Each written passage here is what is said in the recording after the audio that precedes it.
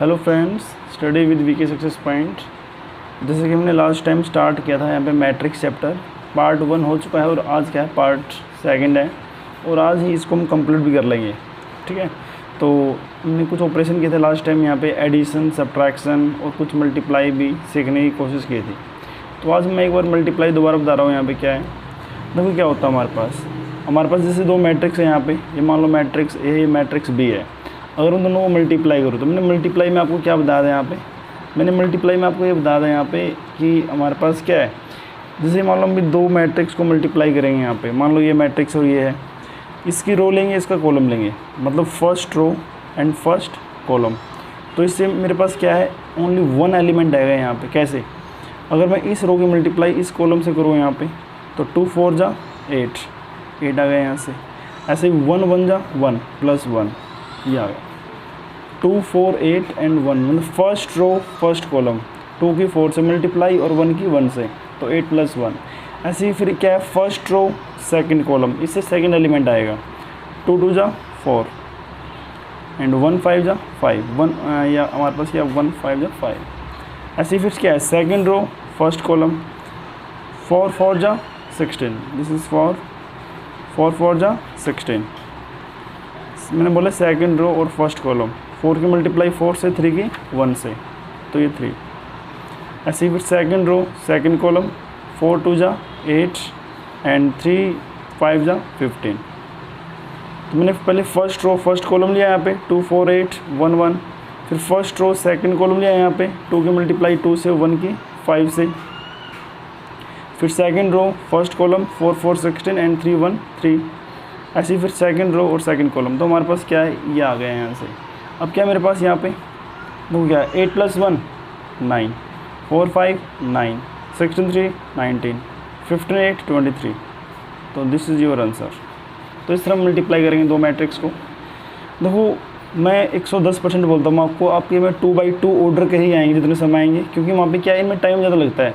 फिर भी मैं आपको ना एक बार 3/3 के मल्टीप्लाई करके दिखाता हूँ यहाँ पे, ये कैसे होगी। देखो क्या है, बिल्कुल सेम पैटर्न, मतलब हमारे पास क्या है, फर्स्ट रो फर्स्ट कॉलम, मतलब 5 की मल्टीप्लाई 5 से, 1 की 3 से और 2 की 2 से, 5 5 जा 25, ये 25 आ गया यहाँ से।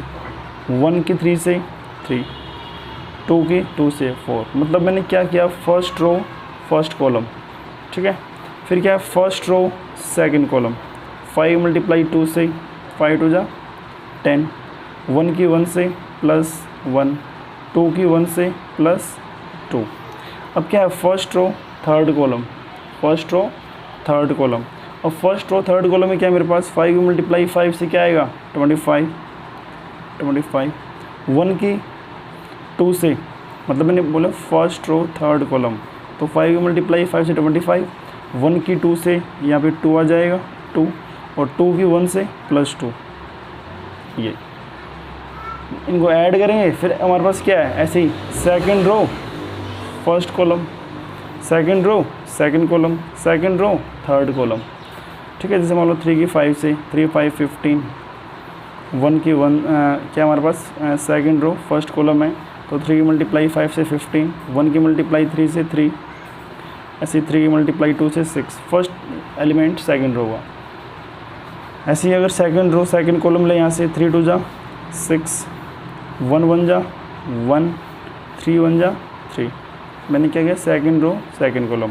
इस थर्ड एलिमेंट के लिए सेकंड रो थर्ड कॉलम लेंगे, 3 5 जा 15, 1 2 जा 2 एंड 3 1 जा 3। ये ऐसे ही थर्ड रो के एलिमेंट्स आएंगे, फर्स्ट रो मतलब क्या, third row first column, third row second column, third row third column, ये आ जाएंगे यहाँ से। ठीक है, बट 110% बोलता हूँ दावे के साथ कि 3/3 ऑर्डर का तुम्हारे हरियाणा गवर्नमेंट टेस्ट में नहीं आता, +2 में आ जाता है, बट यहाँ पे नहीं आएगा। क्यों, हमारे पास मल्टीपल चॉइस क्वेश्चन होता है, वहाँ पे इतना टाइम ही नहीं मिलता कि हम यहाँ पे इतनी लेंथ ही सम करेंगे। ठीक है, तो 2/2 तक हमारे पास यहाँ पे आ जाते हैं। तो ये हमने क्या किया, मल्टीप्लाई। अब मल्टीप्लाई का कुछ रूल होता है, जैसे मान लो अगर हम एडिशन की बात करें, हमने एडिशन ऑपरेशन किया था यहाँ पे, एडिशन में क्या होता है, हमारे पास वही दो मैट्रिक्स ऐड हो पाएंगे यहाँ पे जिनका ऑर्डर सेम है। मान लो मेरे पास ये मैट्रिक्स है 2 3 4 5, ये 2/2 का है क्योंकि 2 रो है और 2 ही कॉलम है, मैट्रिक्स ए। ऐसे मान लो मेरे पास मैट्रिक्स बी क्या है, 2 3 4 5 6 7, ये मैट्रिक्स बी है। अब मैं इन दोनों को ऐड करूँ, पेपर में आ जाए फाइंड आउट ए प्लस बी, तो ए प्लस बी हम निकाल नहीं पाएंगे यहाँ पे। क्यों? क्योंकि इसका क्या है, ऑर्डर हमारे पास डिफरेंट है, 2 बाई 2 है। इसमें कितनी रो हैं, 2 रो हैं। कॉलम कितने हैं, 1 2 3, कॉलम में 3, 2 बाई 3। तो भी हम ना हमेशा उन्हीं मैट्रिक्स को ऐड कर पाएंगे जिनका ऑर्डर सेम है, जो कंपेरेबल है। ठीक है, जो कंपेरेबल मतलब क्या होता है, जिनका ऑर्डर सेम हो। अगर कंपेरेबल नहीं है तो हमारे पास क्या है, इसको हम नहीं कर पाएंगे। हाँ, आपको ये चैप्टर मतलब ये जो टॉपिक्स आज के तभी समझ पाएंगे अगर हम पार्ट 1 को ध्यान से देखोगे। तो हमारे पास ये पार्ट 2 में है। इससे पहले आपको पार्ट 1 मैट्रिक्स जो मतलब VK success point YouTube channel है मेरा जो चैनल है उस पर है। तो पहले आप पार्ट 1 को करोगे, देन पार्ट 2 समझ में आएगा, क्योंकि डायरेक्ट ये उससे लिंक है। ठीक है, और पार्ट 1 पार्ट 2 में ही कंप्लीट चैप्टर मैंने फिनिश कर दिया ये मैट्रिक्स का। और क्या हमारे पास 110% बोलता हूँ आपका एक भी क्वेश्चन नहीं छूटेगा यहाँ पे। जो प्रीवियस ईयर्स में आए हुए क्वेश्चन हम करेंगे, साथ में क्या है एडवांस लेवल के जो हमारे पास क्या है उससे भी एडवांस क्वेश्चन बन सकते हैं पेपर के लिए। तो हाँ, अगर मान लो मैं इसमें मेरे पास कोई सी मैट्रिक्स है, यहाँ पे सी मैट्रिक्स मेरे पास क्या है, सी मैट्रिक्स है मेरे पास 2 3 5 1। अब मैं बोल दूँ फाइंड आउट ए प्लस सी, तो आ जाएगा आराम से। ए प्लस सी मैंने कैसे बताया था आपको, ए 1 1 में ए 1 1 है, 2 + 2 4, 3 + 3 6, 4 + 5 9 एंड 5 + 1 6, ये आ गया यहाँ से। ऐसे ही मल्टीप्लिकेशन की भी हमारे पास क्या एक कंडीशन होती है। कंडीशन इसकी यहाँ पे कि वही दो मैट्रिक्स ऐड हो पाएंगे जिसका ऑर्डर क्या है, सेम है हमारे पास। अगर ऑर्डर सेम नहीं है तो वो ऐड नहीं हो पाएंगे। ऐसे ही मल्टीप्लिकेशन में है, मल्टीप्लिकेशन में हमारे पास क्या होता है, यहाँ पे मान लो मेरे पास मैट्रिक्स है यहाँ पे ए, कोई मैट्रिक्स है मेरे पास ये ए, और यहाँ पे क्या है मैट्रिक्स बी। मुझे इस मैट्रिक्स को इससे मल्टीप्लाई करना है। अब इसका ऑर्डर क्या है, 2 बाई 3 है, 2 बाई 3। इसका ऑर्डर क्या है, 3 बाई 2। तो ये मल्टीप्लाई हो जाएंगे। देखो कंडीशन क्या होती है, जो फर्स्ट मैट्रिक्स का, देखो ये रो होता है, ये कॉलम होती है, ऐसे इसकी ये रो ये कॉलम। अगर फर्स्ट मैट्रिक्स का जो कॉलम है मतलब जे, कॉलम को हम किससे करते हैं रिप्रेजेंट, जे से कॉलम। सेकंड मैट्रिक्स की रो के इक्वल मतलब आई, मतलब अगर फर्स्ट का जे सेकंड की आई के इक्वल है मतलब रो के इक्वल है तो मल्टीप्लाई पॉसिबल है, अदरवाइज नहीं। दोबारा बता रहा हूँ मैं, मल्टीप्लिकेशन में क्या होता है, हमारे पास दो मैट्रिक्स हैं, अगर फर्स्ट मैट्रिक्स का जो कॉलम है वो सेकंड मैट्रिक्स के रो के इक्वल है तो मल्टीप्लाई पॉसिबल है, अदरवाइज नहीं। मान लो मेरे पास आ जाएगा यहाँ पे, अच्छा मल्टीप्लाई होने के बाद जो हमारे पास नया मैट्रिक्स आएगा, इससे मान लो मैं दोनों को मल्टीप्लाई किया, जो नया मैट्रिक्स आएगा उसका ऑर्डर क्या होगा, इसके तो रो लिख दो यहाँ पे और इसका कॉलम, तो 2 बाई 2 का। मतलब इस तरह क्वेश्चन आ सकता है आराम से कि दो मैट्रिक्स है, एक का ऑर्डर ये है दूसरे का ये है, जो थर्ड मैट्रिक्स आएगा आफ्टर मल्टीप्लिकेशन उसका ऑर्डर क्या होगा, तो उसको हम आराम से ना यहाँ पे मतलब इनको कैंसिल करके यहाँ पे जो इसका कॉलम इसकी रो है जो ये बचेंगे ना यहाँ पे ये और ये, इसको लिख दो यहाँ पे। तो ये क्या हुआ, जो हमारे पास प्रोडक्ट आया है ना उसका ऑर्डर। ओके, तो ये मैंने मल्टीप्लाई किया है। हाँ, अगर मान लो आपके पास कोई मैट्रिक्स है ए, ये मैट्रिक्स मेरे पास ए है और बोल they find out A square, तो ए स्क्वायर ऐसे नहीं करना भी यहाँ पे कि 2 स्क्वायर 4 3 का 9 4 का 16 5 का 25, नो। अगर आपके पास आ जाए कि तुम्हारे पास ए दिया हुआ है और बोल दो फाइंड आउट ए स्क्वायर, ए स्क्वायर मतलब क्या है, ए की ए से मल्टीप्लाई, मतलब मुझे करना क्या पड़ेगा यहाँ पे 2 3 4 5 की मल्टीप्लाई 2 3 4 5 से करनी पड़ेगी। अब मैं दोबारा से मल्टीप्लाई नहीं करूँगा इसको क्योंकि हम 2 बाई 2 की मल्टीप्लाई कर चुके हैं, उससे कर देंगे इसको यहाँ पे। ठीक है, ऐसे ही अगर ए क्यूब आ जाए तो ए स्क्वायर की मल्टीप्लाई, अगर ए क्यूब आ जाए तो क्या ए स्क्वायर की मल्टीप्लाई ए से कर देंगे यहाँ पे। तो ये मैंने मल्टीप्लाई का कंप्लीट प्रोसेस कर चुके हैं यहाँ पे। बाकी हम क्वेश्चंस करेंगे ना एक बार आपको दोबारा से तब रिपीट हो जाएगा। देन हमारे पास क्या है, ट्रांसपोज। अगर हम ट्रांसपोज की बात करें यहाँ पे, देखो ट्रांसपोज होता क्या है, transpose of matrix, that is very important, समझ यहाँ से आए हुए हैं। ट्रांसपोज क्या है, मान लो कोई मैट्रिक्स है मेरे पास, ए मैट्रिक्स है। पहली बात अगर मैं बोलूँ ट्रांसपोज ऑफ ए, कैसे लिखूँगा, ए डैश मैं लिख दूँ, या मैं इसको ऐसे भी लिख सकता हूँ ट्रांसपोज को ए की पावर टी। ट्रांसपोज होता क्या है, मान लो मेरे पास कोई मैट्रिक्स है ए, ये आ गया 2 3 4 5, मुझे निकालना है इसका ट्रांसपोज, ए डैश बोल दो या ए की पावर टी बोल दो।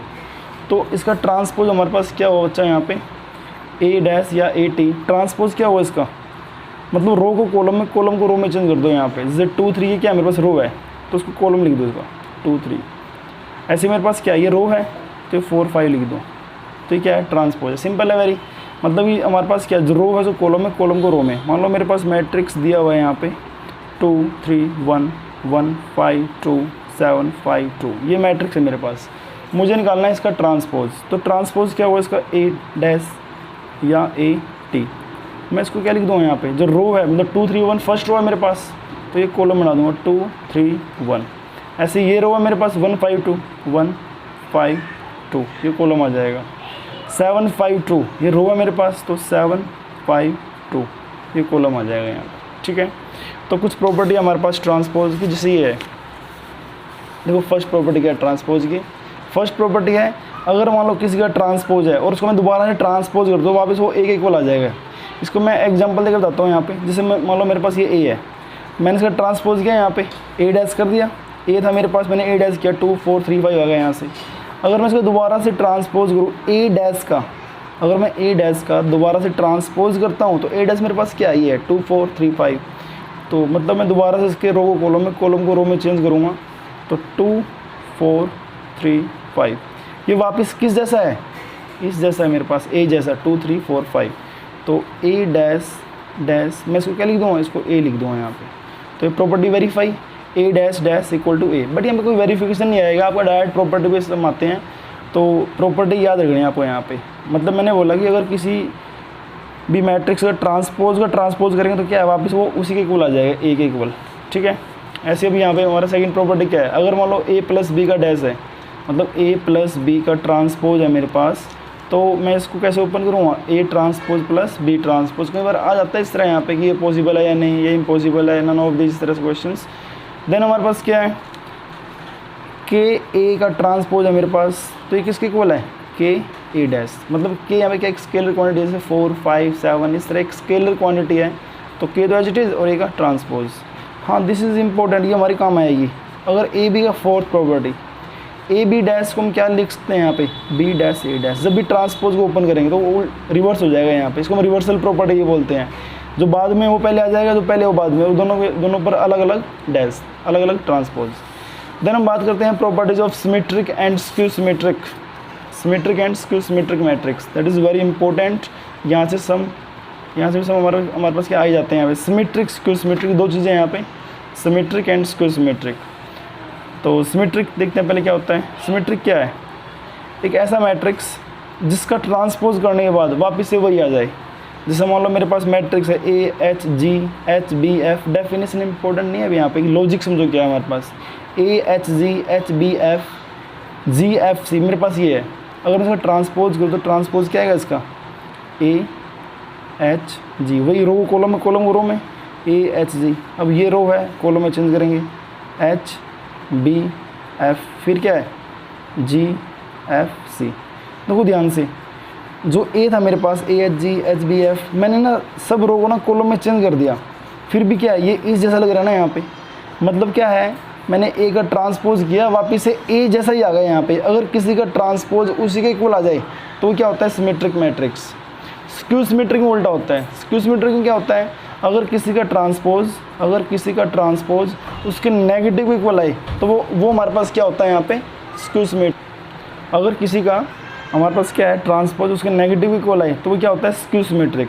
जैसे मान लो मेरे पास ये मैट्रिक्स है ए, मैं इसका ट्रांसपोज निकालूँ तो क्या आएगा, 0 एच जी। ये रो थी, मैंने कॉलम में चेंज किया, अभी क्या है माइनस एच 0 एफ, फिर क्या है माइनस जी माइनस एफ और 0, ये आ गया मेरे पास।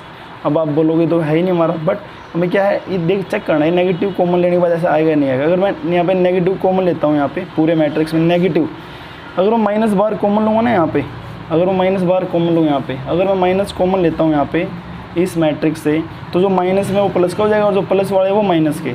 0 पे कोई इफेक्ट नहीं पड़ेगा, माइनस एच है प्लस एच हो जाएगा, ये प्लस जी हो जाएगा, माइनस का एच हो जाएगा, 0 प्लस एफ हो जाएगा, यहाँ पे माइनस जी हो जाएगा, माइनस एफ हो जाएगा और ये 0। देखो ध्यान से, 0 H G 0 H G minus H 0 F minus, ये चीज़ किसके इक्वल है, ए के। तो मैं इसको हटा के यहाँ से, यहाँ पे मैं ए लिख सकता हूँ, यहाँ पे ये नेगेटिव था, यहाँ पे एच इट इज़ और ए, तो क्या चीज़ चेक की हमने यहाँ पे, मैंने ट्रांसपोज किया और नेगेटिव कॉमन लिया, तो जो ए ट्रांसपोज है मेरे पास वो किसके इक्वल आया, -a के। तो this is the skew symmetric matrix. तो हमारे पास अब क्या है, कुछ प्रॉपर्टीज है सिमेट्रिक स्क्यू सिमेट्रिक की, और ये हमारे पास क्या रामबाण है ये, क्योंकि यहाँ से क्वेश्चंस आते हैं। अगर हम उन क्वेश्चंस को मालूम करें आराम, मतलब ये अगर हम उसको वहीं पे प्रूव करेंगे पेपर में, तो वो हमारे पास हो नहीं पाएंगे वहाँ पे इतना टाइम हो जाएगा कम से कम 5 से 6 मिनट। तो इसलिए हम इस प्रॉपर्टी थोड़ा करते हैं कैसे। जैसे फर्स्ट प्रॉपर्टी है, if A is a square matrix, अगर मान लो ए कोई स्क्वायर मैट्रिक्स है, मतलब 2x2 का है, 3x3 का है, देन मैं अगर उस मैट्रिक्स में उसी का ट्रांसपोज ऐड करूँ, उस मैट्रिक्स में मान लो मेरे पास 2 3 4 5 कोई मैट्रिक्स है, अगर मैं उसमें उसका ट्रांसपोज करके, जैसे हमने यहाँ पे ट्रांसपोज किया था, यहाँ पे ये रो को कॉलम में, कॉलम को रो में चेंज किया था, ट्रांसपोज करके और फिर उसमें ऐड कर दूँ a + at, या मैं उस मैट्रिक्स को उसके ट्रांसपोज से मल्टीप्लाई कर दूँ, या पहले ट्रांसपोज उसका और फिर a सिंपल मैट्रिक्स। तो मतलब ये सिंपल आपका ये आएगा लाइन, अगर a हमारे पास स्क्वायर मैट्रिक्स है तो ये हमारे पास क्या होगा, a + at पूछ ले, या a at या at a पूछ ले, कि दिस विल बी, 4 ऑप्शन है, सिमेट्रिक है, स्क्यू सिमेट्रिक है, बोथ है, नन ऑफ दीज है। तो अगर मान लो a मेरे पास स्क्वायर मैट्रिक्स है, तो इनका एडिशन ट्रांसपोज के साथ मल्टीप्लिकेशन क्या होता है, हमेशा सिमेट्रिक होता है, लेकिन डिफरेंस की अगर बात करें वो स्क्यू सिमेट्रिक आएगा हमेशा। ठीक है, बीजे हमारे पास प्रूव हो जाएगा, कोई ज़्यादा बड़ी बात नहीं। आप कोई भी एक मैट्रिक्स ले लो a, मान लो a तुम मैट्रिक्स ले लो हमें 2 3 4 5, उसका ट्रांसपोज निकाल लो। ट्रांसपोज निकालने के बाद जो तुम्हारे पास आएगा ना, तुम उसको क्या करो, यहाँ पे ट्रांसपोज कर दो। ट्रांसपोज करने के बाद तुम्हारे पास क्या है, वो सिमेट्रिक आ जाएगा, मतलब वो वैसा ही आ जाएगा। तो भी वैसे मैं दोबारा फिर बोल रहा हूँ, प्रूफ की नीड नहीं है, प्रॉपर्टी को याद करो, तुम्हारा डायरेक्ट प्रॉपर्टी पे आते हैं क्वेश्चंस। तो मैंने बोला कि यहाँ पे अगर a मेरे पास स्क्वायर मैट्रिक्स है, तो ये सब क्या होंगे, अगर इस फॉर्म में लिखेंगे तो सिमेट्रिक, और उनका डिफरेंस क्या होगा, ट्रांसपोज के साथ skew symmetric. Second property, if a and b are 2 symmetric matrix, मतलब a और b मेरे पास क्या है, सिमेट्रिक मैट्रिसेस हैं, then a + b, a - b, ab + ba are also symmetric matrices. उसने बोला यहाँ पे अगर मान लो मेरे पास a और b सिमेट्रिक मैट्रिक्स है, तो उनका एडिशन सब्ट्रैक्शन ab + b है, वो क्या होंगे, सिमेट्रिक हो जाएंगे। लेकिन डिफरेंस क्या होगा उनका, skew symmetric. ab is a symmetric matrix when ab = b है, मतलब हमारे पास क्या है, a और b क्या है, सिमेट्रिक है। ये कंडीशन इन तीनों के लिए है, अगर ऐसा है ना तो हमारे पास ये चीज़ पॉसिबल होंगी। यहाँ पे मैं ना आपकी सेटिस्फिकेशन के लिए ना इसको एक प्रूव करके दिखाता हूँ यहाँ पे। जैसे मान लो ये प्रॉपर्टी है मेरे पास कि a और b क्या है, सिमेट्रिक मैट्रिक्स, तो प्रूव करते कैसे हैं। उसने बोल दिया हमारे पास, जो हमारे पास ये प्रॉपर्टी है, देखो एक बार, जो हमारे पास ये प्रॉपर्टीज है, if a and b are symmetric matrix, क्या मतलब है इसका भी, अगर a मेरे पास सिमेट्रिक मैट्रिक्स है, अगर मेरे पास a क्या है, सिमेट्रिक मैट्रिक्स है, तो मतलब यहाँ पे ये होगा कि उसका ट्रांसपोज उसी के इक्वल है। कहने का अभिप्राय इसका यहाँ पे ये है, अगर a और b मेरे पास सिमेट्रिक मैट्रिक्स है, इसका मतलब ये होगा कि जो a का ट्रांसपोज है ना वो a के इक्वल है, और जो b का ट्रांसपोज है वो b के इक्वल है। ये चीज़ गिवन है, क्या ये चीज़ गिवन है, क्योंकि उसने बोला हुआ यहाँ पे if a and b are 2 symmetric matrices. तो मतलब क्या है यहाँ पे, a का ट्रांसपोज a, b का ट्रांसपोज b, उसने ये चीज़ बोल दिया मैंने यहाँ पे। और फिर बोल दिया, जैसे मान लो मैं इसमें से उठा रहा हूँ यहाँ पे कि, तो अगर ऐसा है तो ab - ba क्या हुआ, स्क्यू सिमेट्रिक मैट्रिक्स। देखो भी यहाँ पे मैं क्या है, अगर मुझे ab - ba को स्क्यू सिमेट्रिक प्रूव करना है ना, तो मुझे प्रूव ये करना पड़ेगा यहाँ पे ab - ba का ट्रांसपोज करने के बाद वो ab - ba ही अगर आता है, अगर मैं इसका ट्रांसपोज करूँ और वो अगर यही आ जाए सेम टू सेम, तो वो होता है सिमेट्रिक। लेकिन अगर ये ना आके उसके नेगेटिव इक्वल आ जाए, वो क्या होता है, स्क्यू सिमेट्रिक। प्लीज़ एक बार रिपीट करना उसको, जो मैंने वीडियो बनाई हुई है उसको पीछे ले जाओ और दोबारा चेक करो, सिमेट्रिक स्क्यू सिमेट्रिक मैंने क्या बताया था। तो अगर मैं उसका ट्रांसपोज उसके नेगेटिव इक्वल प्रूव कर देता हूँ, तो मेरे पास क्या है, स्क्यू सिमेट्रिक प्रूव हो जाएगा यहाँ पे। ठीक है, तो देखो मैं चेक करता हूँ, मैंने लेफ्ट हैंड साइड ली यहाँ से ab - ba का डैश। मैंने अभी हमने प्रॉपर्टी की थी यहाँ पीछे कि अगर मान लो प्लस माइनस है यहाँ पे, तो अलग अलग हो जाता है ट्रांसपोज। ये लेफ्ट हैंड साइड ले ली मैंने यहाँ पे, ab डैश - ba डैश। फिर हमने की थी रिवर्सल प्रॉपर्टी, अगर मान लो मल्टीप्लाई में किसी का ट्रांसपोज है तो ओपन कैसे हुआ, बाद वाला पहले, पहले वाला बाद में, b dash a dash b dash. अब b डैश किसकी, उसने खुद बोला हुआ कि a और b क्या है, सिमेट्रिक मैट्रिक्स, मतलब a डैश की वैल्यू क्या है a, b डैश की वैल्यू क्या है b, तो ये ba आ गया और यहाँ से ab आ गया। अब मुझे ना इसको स्क्यू सिमेट्रिक प्रूव करना है यहाँ पे, तो ab पहले है ba बाद में। अगर हम माइनस कॉमन लूँगा यहाँ से, तो ab प्लस का हो जाएगा और ba माइनस का हो जाएगा यहाँ से। तो देखो यहाँ पे मैंने इसका ट्रांसपोज किया इस चीज़ का और उसके नेगेटिव इक्वल आया यहाँ पे, तो मीन्स ये स्क्यू सिमेट्रिक है। तो मैंने ये प्रॉपर्टी यहाँ पे वेरीफाई करवा दी हुई यहाँ पे कि अगर ए और बी सिमेट्रिक मैट्रिक्स है तो ए बी माइनस बी क्या हुआ स्क्यू सिमेट्रिक, ये चीज़ें क्या होंगी symmetric, A B is symmetric होगा अगर साथ में ये कंडीशन भी देखिए A B equal to B A है। नेक्स्ट प्रॉपर्टी हमारे पास क्या है third, if A and B are two skew symmetric matrices, if A and B are two skew symmetric matrices then अगर ये कंडीशन दे दे तो क्या है सब स्क्यू सिमेट्रिक है, ए बी प्लस बी ए क्या है सिमेट्रिक मैट्रिक्स।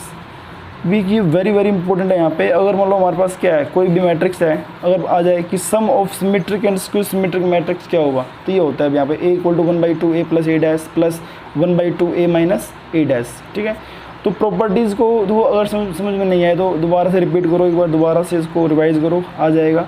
प्रॉपर्टीज़ आप अगर याद कर लेंगे तो फायदे में रहेंगे क्योंकि डायरेक्ट वहाँ पे क्वेश्चन अटैम्प्ट कर पाएंगे, नहीं अदरवाइज़ क्या है आपको जैसे मैंने ये प्रूव किया यहाँ पे आपको ऐसा प्रूव करना पड़ेगा वहाँ पे, और उसके लिए हमारे पास हमें टाइम होता नहीं, तो इसलिए मैंने प्रॉपर्टी बिल्कुल ही निचोड़ निकाल दिया यहाँ पे मैट्रिक्स का।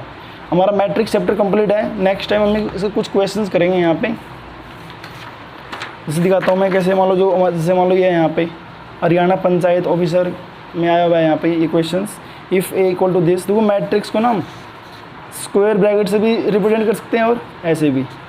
तो ये दिया हुआ था यहाँ पे 2017 में आया हुआ है यहाँ पे हरियाणा पंचायत ऑफिसर टेस्ट में। तो ए हमारे पास क्या है A011 है, बी क्या 1051 है।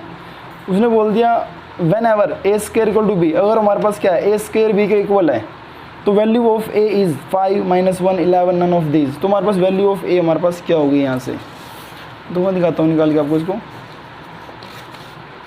जैसे मान लो मेरे पास क्या है यहाँ पे इसने मुझे ए दे दिया यहाँ पे भी,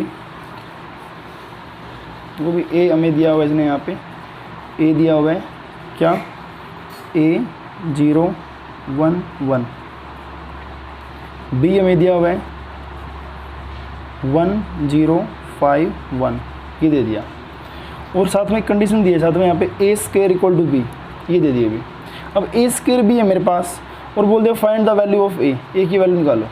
सबसे पहले मुझे ए स्क्वायर निकालना पड़ेगा यहाँ पे, मतलब ए स्क्वायर मैंने बताया था अभी भी आपको लास्ट कि ए स्क्वायर निकालते कैसे हैं, मतलब ए की मल्टीप्लाई ए से करेंगे, A011 ए की मल्टीप्लाई ए से ही A011, और मल्टीप्लाई में करते क्या है मैंने बताया था आपको फर्स्ट रो फर्स्ट कॉलम, मतलब ए की मल्टीप्लाई ए से ए स्क्वायर, 0 की मल्टीप्लाई 1 से 0, फिर first row first column A की मल्टीप्लाई 0 से 0, 0 की मल्टीप्लाई 1 से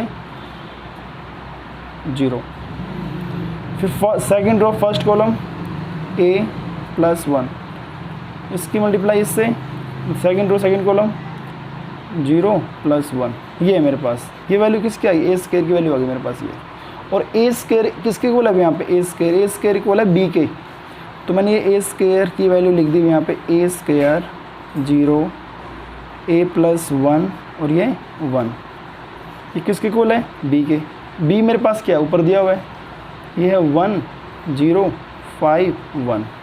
अब मैं अगर कंपेयर करूँ इसको यहाँ पे इसको इससे इसको इससे इसको इससे इसको इससे, तो मेरे पास ए की वैल्यू क्या आएगी यहाँ से भी, ठीक है भी। तो हमारे पास ए की वैल्यू क्या आएगी, तो यहाँ से क्या है ये दोनों क्या कंपेरेबल मैट्रिक्स है, दोनों इक्वल है बोला हुआ है, तो ए स्क्वायर इक्वल टू 1 आ गया यहाँ से। अच्छा भी 0 0 इक्वल है 1 1 के इक्वल है, 0 0 के इक्वल है 1 1 के इक्वल है, ए स्क्वायर 1 के, क्योंकि रेस्पेक्टिव एलिमेंट्स में इक्वलाइज करने हैं यहाँ पे, और a + 1 इक्वल टू किसके आ गया यहाँ से a + 1 इक्वल टू 5, तो यहाँ से a की वैल्यू क्या आएगी 5, यहाँ से a की वैल्यू क्या आएगी 1 का रूट मतलब 1 आ जाएगा। तो a की तो 2 वैल्यू है, तो हमारे पास ऑप्शन देखो क्या क्या है, ऑप्शन मैंने दिए हुए हैं यहाँ पे a की वैल्यू फर्स्ट 5 फिर -1 फिर 11 फिर नन ऑफ दीज, भी फिक्स वैल्यू है नहीं हमारे पास, तो क्या है इसका नन ऑफ दीज आंसर आ जाएगा यहाँ पे।